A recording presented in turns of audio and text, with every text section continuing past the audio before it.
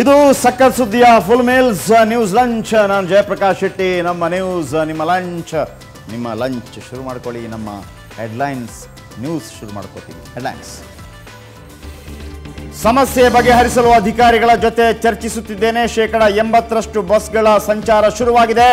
ಮತ್ತೆ ಸಂಬಳ ಹೆಚ್ಚಿಸಿ ಜನರ ಮೇಲೆ ಹೊರೆ ಹಾಕಲ್ಲ ಅಂದ್ರು ಆರ್ ಅಶೋಕ್.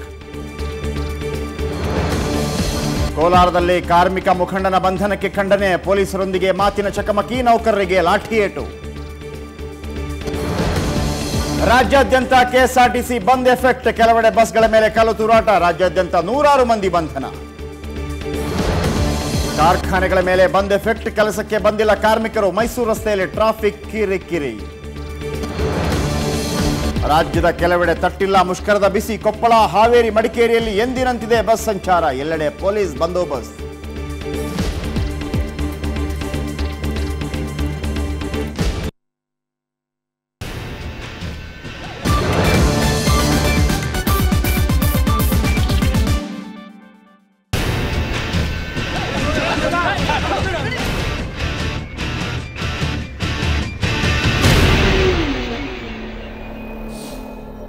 ಓಕೆ, ರಾಜ್ಯಾದ್ಯಂತ ಕೆಎಸ್ಆರ್ಟಿಸಿ ಬಸ್ಗಳ ಮುಷ್ಕರದಿಂದಾಗಿ ಯಾವೆಲ್ಲ ಸಮಸ್ಯೆಗಳುಂಟಾಗ್ತಾ ಇದೆ ಎಲ್ರಿಗೂ ಗೊತ್ತಿರುವಂಥದ್ದು. ಆದರೆ ಈಗ ಬಂದಿರುವಂತಹ ಒಂದು ಬ್ರೇಕಿಂಗ್ ನ್ಯೂಸ್ ಏನು ಅಂತಂದ್ರೆ, ಮುಷ್ಕರ ನಡೆಸ್ತಾ ಇರುವಂತಹ ಯಾವುದೇ ಸಂಘಟನೆಗಳು ಕೂಡ ಅಧಿಕೃತವಲ್ಲ. ಹಾಗಾಗಿ ಮುಷ್ಕರವನ್ನು ವಾಪಸ್ ಪಡೆಯಬೇಕು. ಇದು ಬೇರೆ ಯಾರು ಹೇಳಿದ್ದಲ್ಲ, ಗೃಹ ಮಂತ್ರಿ ಹಾಗೂ ಸಾರಿಗೆ ಸಚಿವರಾಗಿರುವಂತಹ ಆರ್ ಅಶೋಕ್ ಹೇಳಿರುವಂತಹ ಮಾತು.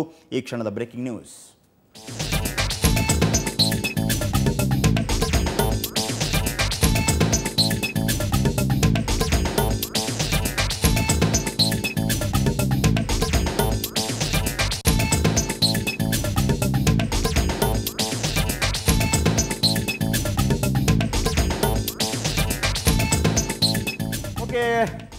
ಸಾರಿಗೆ ಸಚಿವ ಆರ್ ಅಶೋಕ್, ಉಪಮುಖ್ಯಮಂತ್ರಿ ಆರ್ ಅಶೋಕ್ ಹೇಳಿರುವಂತಹ ಪ್ರಕಾರ ಈಗ ಏನು ಕೆಎಸ್ಆರ್ಟಿಸಿ ಒಂದು ಮುಷ್ಕರ ನಡೀತಾ ಇದೆ, ಆ ಮುಷ್ಕರಕ್ಕೆ ಕರೆ ನೀಡಿರುವಂತಹ ಸಂಘಟನೆಗಳು ಯಾವ ಸಂಘಟನೆಗಳು ಕೂಡ ಅದು ಅಧಿಕೃತ ಸಂಘಟನೆ ಅಲ್ಲ ಅನ್ನುವಂತಹ ಮಾತನ್ನು ಹೇಳಿದ್ದಾರೆ. ಹಾಗಾಗಿ ಕೆಎಸ್ಆರ್ಟಿಸಿಯಲ್ಲಿರುವಂತಹ ಕಾರ್ಮಿಕ ಸಂಘಟನೆಗಳಲ್ಲ, ಅದು ಅಧಿಕೃತ ಸಂಘಟನೆಗಳಲ್ಲ.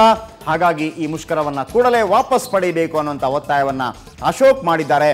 ಬಹುಶಃ ಈ ಒಂದು ಹೇಳಿಕೆಯ ನಂತರ ಮತ್ತೆ ಈ ಮುಷ್ಕರದ ಒಂದು ದಿಕ್ಕು ಯಾವ ದಿಕ್ಕಿಗೆ ಹೋಗಬಹುದು ಅನ್ನೋದು ಕೂಡ ಬಹಳ ಕುತೂಹಲ ಮೂಡಿಸಿದೆ. ಯಾಕಂತಂದರೆ ಯಾವ ಸಂಘಟನೆಗಳು ಕೂಡ ಅಧಿಕೃತವಲ್ಲ ಅನ್ನುವಂಥ ಮಾಹಿತಿಯನ್ನು, ಅಂದರೆ ಒಂದು ಹೇಳಿಕೆಯನ್ನು ಅವರು ನೀಡಿದ್ದಾರೆ. ನಿನ್ನೆ ಕೂಡ ಈ ಮಾತನ್ನು ಆರ್ ಅಶೋಕ್ ಅವರು ಹೇಳಿದರು.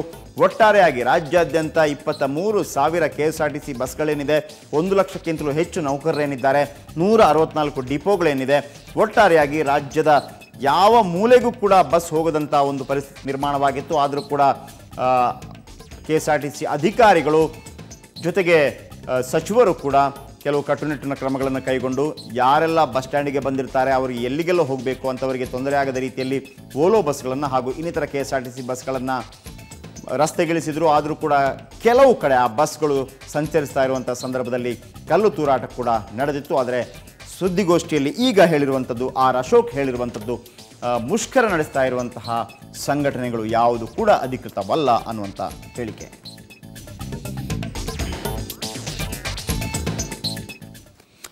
ಸರಿ, ಅಶೋಕ್ ಏನು ಹೇಳಿದ್ರು ನೀವು ನೋಡಿದ್ರಿ. ಆದರೆ ಅಶೋಕ್ ನಿಜವಾಗಿ ಏನು ಹೇಳಿದ್ದು ನಮ್ಮ ಜೊತೆ, ನಮ್ಮ ರಿಪೋರ್ಟರ್ ಜೊತೆ ನಡೆಸಿದಂಥ ಚಿಟ್ ಚಾಟ್ನಲ್ಲಿ ಅವರು ಏನು ಹೇಳಿದ್ರು ಬನ್ನಿ ನೋಡೋಣ. ಸಾರಿಗೆ ಸಂಸ್ಥೆಯ ನೌಕರರ ಮುಷ್ಕರದ ಸಂಬಂಧ ನೇರವಾಗಿ ಜನರಿಗೆ ಮಾಹಿತಿಯನ್ನು ಕೊಡಲಿಕ್ಕೆ ಈಗ ಸಾರಿಗೆ ಸಚಿವ ಅಶೋಕ್ ಅವರು ಸುವರ್ಣ ನ್ಯೂಸ್ ಜೊತೆ ಮಾತನಾಡಲಿಕ್ಕಿದ್ದಾರೆ. ಅಶೋಕ್ ಅವರೇ, ನೀವು ಕೂಡ ಹಲವಾರು ಬಾರಿ ಮಾತುಕತೆ ನಡೆಸುವಂಥ ಪ್ರಯತ್ನವನ್ನು ಮಾಡಿದಿರಿ ಮುಷ್ಕರ ನಿರತರ ಜೊತೆ. ಹಾಗೆ ಅವರಿಗೆ ಸಂಬಳ ಹೆಚ್ಚಿಗೆ ಕೊಡುವಂಥ ಪ್ರಯತ್ನವನ್ನು ಕೂಡ ಮಾಡಿದಿರಿ. ಅಷ್ಟನ್ನು ಮೀರಿಯೂ ಕೂಡ ಇವತ್ತು ಮುಷ್ಕರ ನಿರತರು ಕೆಲವೆಡೆ ಜನರಿಗೆ ತೊಂದರೆ ಮಾಡ್ತಿರುವಂಥದ್ದು, ಬಸ್ಗಳಿಗೆ ಕಲ್ಲು ಹೊಡೆಯುವಂಥದ್ದು, ಟೈರ್ಗಳ ಪಂಚರ್ ಮಾಡುವಂಥದ್ದು, ಇಂಥದ್ದೆಲ್ಲ ಕಂಡು ಬರ್ತಾ ಇದೆ. ನೀವು ಬೆಳಗಿನಿಂದ ಎಲ್ಲೆಲ್ಲಿ ಏನೇನು ಗಮನಿಸಿದ್ರಿ ಹಾಗೂ ಏನೆಲ್ಲ ಕ್ರಮ ಕೈಗೊಂಡಿದ್ದೀರಿ?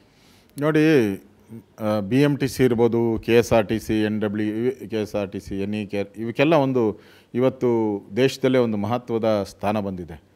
ಈ ಥರ ನಮ್ಮ ಬಸ್ಗಳಿಗೆ ನಾವೇ ಕಲ್ಲು ಹೊಡೆಯುವಂಥದ್ದು ಅದು ಒಂದು ಅಪರಾಧ, ಮಾಡಬಾರ್ದು. ಇಷ್ಟು ದಿನ ಅನ್ನ ಕೊಟ್ಟಂಥ ಒಂದು ಸಂಸ್ಥೆಗೆ, ಅನ್ನ ಕೊಟ್ಟಂಥ ಬಸ್ಗೆ ನಾವೇ ಡ್ರೈವರ್ಸೇ ಓಡಿಸ್ತೀರಿ, ಕಂಡಕ್ಟರ್ ಅದೇ ಬಸ್ಸಲ್ಲೇ ಓಡಾಡಬೇಕು.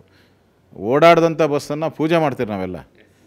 ಹಬ್ಬ ಹರಿದಿನ ಬಂದಾಗ ಆಯುಧ ಪೂಜೆಗೆ ಪೂಜೆ ಮಾಡ್ತೀರಾ, ಅದೇ ಬಸ್ಗೆ ಡ್ರೈವರ್ಗಳೇ ಕಲ್ಲು ಹೊಡೆಯುವಂಥದ್ದು ಸರಿಯಾದಂಥ ಕ್ರಮ ಅಲ್ಲ.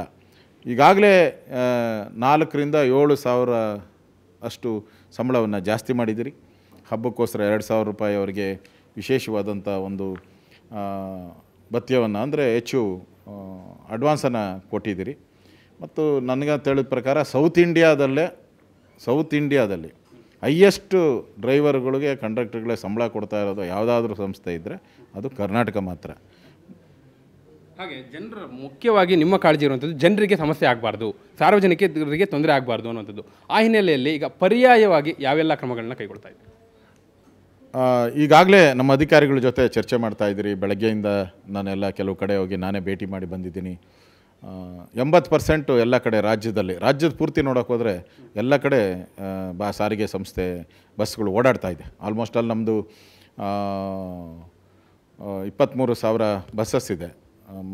ಮಂಡ್ಯ ಮತ್ತು ಹಾಸನ, ಬೆಂಗಳೂರು, ಗುಲ್ಬರ್ಗ, ಬಳ್ಳಾರಿ ಬಿಟ್ಟರೆ ಉಳಿದೆಲ್ಲ ಕಡೆನೂ ನಾರ್ಮಲ್ ಸರ್ವಿಸಸ್ 90% ಅಟೆಂಡೆನ್ಸ್ ಇದೆ, ಬಸ್ಗಳೆಲ್ಲ ಓಡ್ತಾ ಇದೆ. ಇಲ್ಲಿ ಬೆಳಗ್ಗೆಯಿಂದ ಸ್ವಲ್ಪ ಇಂಪ್ರೂವ್ ಮಾಡುವಂಥ ವ್ಯವಸ್ಥೆಯನ್ನು ಮಾಡ್ತಾಯಿದ್ದೀರಿ. ಬೆಂಗಳೂರಲ್ಲೂ ಇಂಪ್ರೂವ್ ಆಗ್ತಾಯಿದೆ. ಈಗಾಗಲೇ ಒಂದು ಸುಮಾರು 200-250 ಬಸ್ಗಳು ಓಡಾಟ ಶುರು ಮಾಡಿದ್ದಾರೆ.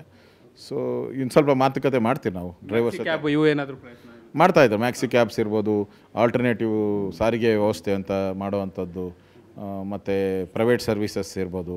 ಈ ಥರದ್ದೆಲ್ಲವನ್ನು ಈಗ ಚರ್ಚೆ ಮಾಡ್ತೀನಿ ಅಧಿಕಾರಿಗಳ ಜೊತೆ. ಚರ್ಚೆ ಮಾಡಿ ಅದಕ್ಕೆ ಇಮಿಡಿಯೇಟಾಗಿ ಅಂದರೆ ತ್ವರಿತವಾಗಿ ಏನಾದರೂ ಒಂದು ಸಹಾಯ ಆಗಬೇಕು, ಸಾರಿಗೆಯಿಂದ ತೊಂದರೆ ಆಗಬಾರ್ದು ಅನ್ನೋ ದೃಷ್ಟಿಯಿಂದ ನಾನು ನಿರಂತರವಾಗಿ ಪ್ರಯತ್ನ ಮಾಡ್ತೇನೆ. ನಾನು ಮಾಧ್ಯಮದ ಮುಖಾಂತರ ನಾನು ವಿನಂತಿ ಮಾಡುವಂಥದ್ದು, ಇದು ಬರಗಾಲದ ಸಂದರ್ಭ, ಮತ್ತೆ ನೀವು ಸಂಬಳ ಜಾಸ್ತಿ ಮಾಡಿ ಅನ್ನೋದು ಸರಿಯಾದಂಥ ಕ್ರಮ ಅಲ್ಲ. ಬರಗಾಲ ಮುಗಿಲಿ, ಇನ್ನೊಂದು ವರ್ಷ ಆದಮೇಲೆ ಬರಗಾಲ ಮುಗಿದ್ರೆ ಮತ್ತೆ ನೀವು ಮಾತುಕತೆಗೆ ನಾವು ಸಿದ್ಧ ಇದ್ದೀರಿ, ಮಾತಾಡ್ಬೋದು, ಚರ್ಚೆ ಮಾಡ್ಬೋದು. ಸಂಬಳ ಜಾಸ್ತಿ ಮಾಡೋಕ್ಕೆ ಯಾರಿರ್ಬೋದು, ನಾವಿರ್ಬೋದು, ಇನ್ನೊಬ್ರು ಇರ್ಬೋದು, ಸರ್ಕಾರ ಇದು ನಿರಂತರ ಇರ್ತದೆ. ಮುಷ್ಕರವನ್ನು ಕೈ ಬಿಟ್ಟು ಅವ್ರ ನಿಮ್ಮ ಜೊತೆ ಮಾತುಕತೆಗೆ ಬಂದರೆ ಅದನ್ನು ನೀವು ಈಗ ವೇತನ ಹೊರತುಪಡಿಸಿ ಬೇರೆ ಬೇರೆ ಸಮಸ್ಯೆಗಳನ್ನೆಲ್ಲ ಅವ್ರು ಇಟ್ಟಿದ್ದಾರೆ. ಈಗ ಶೋಷಣೆ ಆಗುತ್ತೆ, ಕಿರುಕುಳ ಕೊಡ್ತಾರೆ, ಈ ರೀತಿ ಇದೆಯಲ್ಲ, ಅದ್ರ ಬಗ್ಗೆ ನೀವು ಮಾತುಕತೆಗೆ ಈಗ ಮುಕ್ತವಾಗಿದ್ದೀರಿ ಅನ್ನೋದು. ಶೋಷಣೆ ವಿಚಾರವಾಗಿ ಯಾವುದೇ ಒಬ್ಬ ಸಾಮಾನ್ಯ ಕಂಡಕ್ಟ್ರು ಡ್ರೈವರ್ ಬಂದು ಕಂಪ್ಲೇಂಟ್ ಕೊಟ್ಟರು ಅದ್ರ ಮೇಲೆ ಆ್ಯಕ್ಷನ್ ಮಾಡ್ತೀರಿ ನಾವು. ನಮ್ಮ ಇಲಾಖೆನೇ ಆ ಥರ. ಸಾಮಾನ್ಯ ಒಬ್ಬ ನೌಕರರು ಕೊಟ್ಟರು ಅವ್ರ ಮೇಲೆ ಆ್ಯಕ್ಷನ್ ಮಾಡ್ತೀರಿ, ಯಾವುದೇ ಅಧಿಕಾರಿ ಇರ್ಬೋದು, ಯಾರೇ ಇರ್ಬೋದು. ಇವತ್ತು ಮೊದಲನೇ ದಿನ, ಬಹುಶಃ ನಾಳೆಗೆ ಮುಂದುವರೆದ್ರೆ ಬಹುಶಃ ಜನರಿಗೆ ಹೆಚ್ಚು ಸಮಸ್ಯೆ ಆಗ್ಬೋದು. ಹಾಗಾಗಿ ಇವತ್ತೇ ಇದನ್ನು ಇತ್ಯರ್ಥಗೊಳಿಸುವ ಒಂದು ನಿಟ್ಟಿನಲ್ಲಿ, ಹಾಗೆ ಪರ್ಯಾಯ ಕ್ರಮವನ್ನು ಕೈಗೊಳ್ಳುವ ನಿಟ್ಟಿನಲ್ಲಿ ಬಹುಶಃ ಇವತ್ತು ಸಂಜೆಯ ಒಳಗೆ ನಾವೊಂದು ರಿಸಲ್ಟ್ನ ನೋಡ್ಬೋದಾ ಅನ್ನುವಂಥದ್ದು. ಜನರಿಗೆ ಈ ಮೂಲಕ ನೀವೇನು ಸಂದೇಶ ಕೊಡ್ತೀವಿ? ಈಗಾಗಲೇ ಪರ್ಯಾಯ ವ್ಯವಸ್ಥೆ ಮಾಡುವಂಥದ್ದಕ್ಕೆ ನೆನೆ ರಾತ್ರಿನೇ ನಾನು ಸಾಧ್ಯವಷ್ಟು ನನ್ನ ಕಡೆ ನಾನು ಗಮನ ಹರಿಸ್ತಾ ಇದ್ದೀನಿ. ಇವತ್ತು ಅಧಿಕಾರಿಗಳ ಜೊತೆ ಮಾತುಕತೆ ಇದ್ದೀನಿ. ಪರ್ಯಾಯ ವ್ಯವಸ್ಥೆಗಳನ್ನು ಮಾಡುವಂಥದ್ದಕ್ಕೆ ಪ್ರೈವೇಟ್ ಟ್ರಾನ್ಸ್ಪೋರ್ಟ್ ಇರ್ಬೋದು, ಮ್ಯಾಕ್ಸಿ ಕ್ಯಾಬ್ ಇರ್ಬೋದು, ಕಾರ್ ಇರ್ಬೋದು, ಆಟೋ ರಿಕ್ಷಾ ಇರ್ಬೋದು, ಈ ಥರದ ವೆಹಿಕಲ್ಸ್ ಏನಿದೆ ಅವ್ರ ಜೊತೆ ನಮ್ಮ RTO ಅಧಿಕಾರಿಗಳೇನಿದ್ದಾರೆ, ಆಯುಕ್ತರು, ಕಮಿಷನರ್ ಅವರು ಇದ್ದಾರೆ, ಸಾರಿಗೆ ಕಮಿಷನರ್ ಇದ್ದಾರೆ, ನಮ್ಮ ಪ್ರಿನ್ಸಿಪಲ್ ಸೆಕ್ರೆಟ್ರಿ, ಅವ್ರ ಜೊತೆ ಎಲ್ಲ ಮಾತುಕತೆ ಆಡ್ತಾಯಿದ್ದೀರಿ. ಪರ್ಯಾಯ ವ್ಯವಸ್ಥೆ ಮಾಡುವಂಥದ್ದಕ್ಕೆ ಕ್ರಮಗಳನ್ನು ನಾನು ತೆಗೆದುಕೊಳ್ತಾ ಇದ್ದೀನಿ. ಅದು ನಿರಂತರವಾಗಿ ಅದ್ರ ಜೊತೆ ಮಾತುಕತೆ ಆಡ್ತಾಯಿದ್ದೀನಿ. ಧನ್ಯವಾದ ಅಶೋಕ್ ಅವರೇ. ಇದು ಸಾರಿಗೆ ಸಚಿವ ಅಶೋಕ್ ಅವರ ನೇರ ನುಡಿಗಳು. ಅವರು ಸ್ಪಷ್ಟವಾಗಿ ಹೇಳಿದರು, ಯಾವುದೇ ಕಾರಣಕ್ಕೂ ಕೂಡ ಸಾರ್ವಜನಿಕರಿಗೆ ತೊಂದರೆ ಆಗಬಾರ್ದು. ಆ ಹಿನ್ನೆಲೆಯಲ್ಲಿ ಏನೆಲ್ಲ ಪರ್ಯಾಯ ಕ್ರಮಗಳನ್ನ ಕೈಗೊಳ್ಬೋದು ಅದೆಲ್ಲದಕ್ಕೂ ಕೂಡ ಈಗಾಗಲೇ ಚಾಲನೆ ಕೊಟ್ಟಿದ್ದೇವೆ. ಸಂಜೆಯ ಒಳಗಾಗಿ ಮ್ಯಾಕ್ಸಿಕಾಬ್ ಇರ್ಬೋದು, ಹಾಗೆ ಆಲ್ಟರ್ನೇಟಿವ್ ಟ್ರಾನ್ಸ್ಪೋರ್ಟ್ ಸಿಸ್ಟಮ್ ಏನನ್ನ ತರ್ಬೋದು ಅವೆಲ್ಲವನ್ನೂ ಕೂಡ ತರಲಿಕ್ಕೆ ಕ್ರಮವನ್ನು ಕೈಗೊಳ್ತೇವೆ. ಜನರಿಗೆ ತೊಂದರೆ ಆಗಲಿಕ್ಕೆ ಅವಕಾಶವನ್ನು ಕೊಡೋದಿಲ್ಲ. ಅದೇ ರೀತಿಯಲ್ಲಿ ಸಾರಿಗೆ ಸಂಸ್ಥೆಯ ನೌಕರರು ತಮ್ಮದೇ ಬಸ್ಗಳಿಗೆ ಕಲ್ಲು ಹೊಡೆಯುವಂಥದ್ದು, ಟೈರ್ಗಳನ್ನ ಪಂಚರ್ ಮಾಡುವಂಥದ್ದು, ಇಂಥದ್ದನ್ನು ಯಾವುದೇ ಕಾರಣಕ್ಕೂ ಸಹಿಸೋದಿಲ್ಲ. ಅವ್ರ ಮೇಲೆ ಕಠಿಣ ಕ್ರಮವನ್ನು ಕೈಗೊಳ್ತೇವೆ ಅನ್ನುವಂಥ ಎಚ್ಚರಿಕೆಯ ಜೊತೆಗೆ ಜನರಿಗೆ ಭರವಸೆಯನ್ನು ಕೂಡ ಕೊಟ್ಟಿದ್ದಾರೆ. ಕ್ಯಾಮರಾ ಪರ್ಸನ್ ಅಲ್ಲಾವುದ್ದೀನ್ ಜೊತೆ ವೀರೇಂದ್ರ ಉಪ್ಪುಂದ, ಸುವರ್ಣ ನ್ಯೂಸ್, ಬೆಂಗಳೂರು.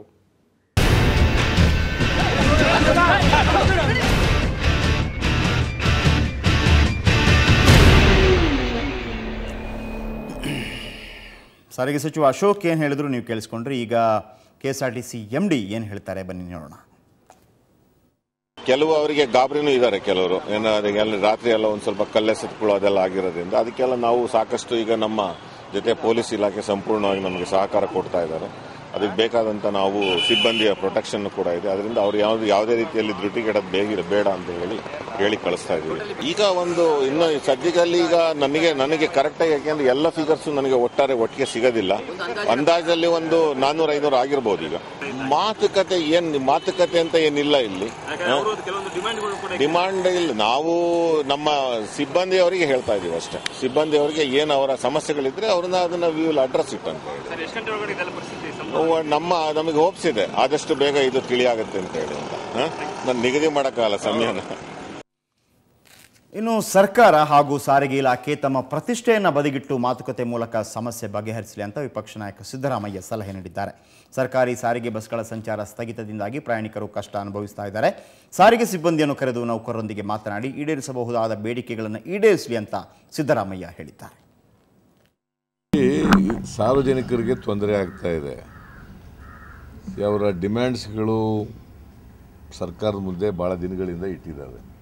ಬಟ್ ಸರ್ಕಾರ ರೀಸನಬಲ್ ಆಗಿರೋ ಡಿಮ್ಯಾಂಡ್ಸನ್ನು ಕರೆದು ಅವ್ರ ಜೊತೆ ಚರ್ಚೆ ಮಾಡಿ ಇತ್ಯರ್ಥ ಮಾಡೋದು ಭಾಳ ಒಳ್ಳೆಯದು. ಇಲ್ಲೇ ಹೋದರೆ ಸಾರ್ವಜನಿಕರದ್ದು ತೊಂದರೆ ಆಗುತ್ತೆ, ಇಡೀ ಲೈಫ್ ಪ್ಯಾರಲೈಸ್ ಆಗುತ್ತೆ. ವಿದ್ಯಾರ್ಥಿಗಳಿಗೆ, ವಯಸ್ಸಾದವರಿಗೆ, ಬೇರೆಯವರಿಗೆ ತಿರುಗಾಡೋರಿಗೆ, ಸರ್ಕಾರಿ ನೌಕರರುಗಳಿಗೆ, ಫ್ಯಾಕ್ಟ್ರಿಗಳಿಗೆ ಹೋಗೋರಿಗೆ, ಕಾರ್ಮಿಕರಿಗೆ, ಭಾಳ ಜನಕ್ಕೆ ಈ ಜನಗಳಿಗೆಲ್ಲ ಭಾಳ ತೊಂದರೆ ಆಗುತ್ತೆ. ಭಾಳ ಜನ ಬಸ್ನ ಪ್ರಯಾಣದ ಮೇಲೆ ಬಸ್ಗಳು KSRTC ಬಸ್ ಮೇಲೆ ಅವಲಂಬನೆ ಆಗಿದ್ದಾರೆ. ತೊಂದರೆ ಆಗುತ್ತೆ. ಅದರಿಂದ ಸರ್ಕಾರ ಪ್ರೆಸ್ಟೀಜ್ ಮಾಡ್ಕೊಳ್ಳೋದೇನೆ ರೀಸನಬಲ್ ಡಿಮ್ಯಾಂಡ್ಸ್, ನಾನು ಅನ್ರೀಸನಬಲ್ ಡಿಮ್ಯಾಂಡ್ಸ್ ಎಲ್ಲ ಮಾಡಿ ಅಂತ ಹೇಳಲ್ಲ. ರೀಸನಬಲ್ ಡಿಮ್ಯಾಂಡ್ಸ್ ಇದ್ದರೆ ಅವ್ರ ಜೊತೆ ಕೂತ್ಕೊಂಡು ಅಕ್ರಾಸ್ ದಿ ಟೇಬಲ್ ಚರ್ಚೆ ಮಾಡಿ ಬಗೆಹರಿಸ್ಕೋಬೇಕು. ಇವರು ಮಂತ್ರಿ ಅಶೋಕ ಇದ್ದಾರಲ್ಲ, ಏನೋ ಪ್ರೆಸ್ಟೀಜ್ ಮಾಡ್ಕೊಂಡಾಗ ಕಾಣಿಸುತ್ತೆ, ಪ್ರತಿಷ್ಠೆ ಮಾಡ್ಕೊಂಡಾಗ ಕಾಣಿಸುತ್ತೆ. ನಾವು ಸರ್ ಫೋನ್ ಮಾಡಿ ಹೇಳಿದ್ದೆ, ಅವ್ರನ್ನ ಭೇಟಿ ಮಾಡೋಕ್ಕೂ ಇರಲಿಲ್ಲ. ನಾವು ಫೋನ್ ಮಾಡಿ ಬೆಳೆದ್ಮೇಲೆ ಭೇಟಿ ಮಾಡೋದು ಅವ್ರನ್ನ. ಅವರು ಅವರ ಪ್ರತಿನಿಧಿಗಳೇ ಅಲ್ಲ, ಎಂಪ್ಲಾಯೀಸ್ ಪ್ರತಿನಿಧಿಗಳೇ ಅಲ್ಲ ಅಂತಕ್ಕಂಥ ಸ್ಟ್ಯಾಂಡ್ ಇದೆಯಲ್ಲ, ದಟ್ ಇಸ್ ನಾಟ್ ಕರೆಕ್ಟ್. ಅವ್ರು ಬಂದಾಗ ಕೇಳಬೇಕು. ಪ್ರಜಾಪ್ರಭುತ್ವದಲ್ಲಿ ಕೇಳೋದು, ಚರ್ಚೆ ಮಾಡೋದು ಭಾಳ ಮುಖ್ಯ.